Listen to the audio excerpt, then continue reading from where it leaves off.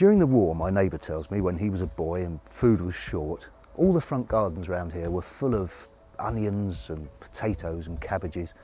But then the day after the war ended, everyone was out there enthusiastically grubbing up their vegetables and relaying their lawns and replanting their rose bushes. In this country, front gardens aren't for food except during times of national emergency.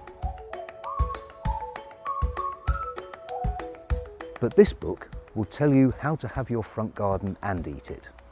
It's about plants which provide food but which look like something that you would plant in a respectable front garden. And in fact, in many cases, are things that people do plant in respectable front gardens. When we moved here about 20 years ago, it was the first time I'd ever had a front garden and I didn't really know what to do with it. I'm obsessed with growing vegetables. I've never got enough space to grow all I want. And here was this patch of land out front teasing me. It took me a long time to come up with an answer, but gradually this idea came to me of an invisible allotment, of a garden full of crypto vegetables. Edibles hiding in plain sight, pretending to be ornamentals. An ornamental grass that has sweet edible tubers. One of the most common front garden flowers that doubles as a potato substitute. A flowering bush that you may already be growing in your garden, unaware that it has extremely edible fruits.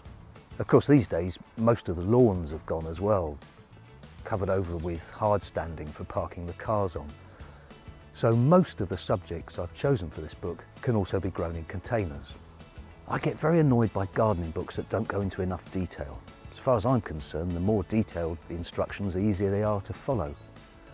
So my aim in Eat Your Front Garden is basically to tell you everything I know about the plants I've chosen to cover.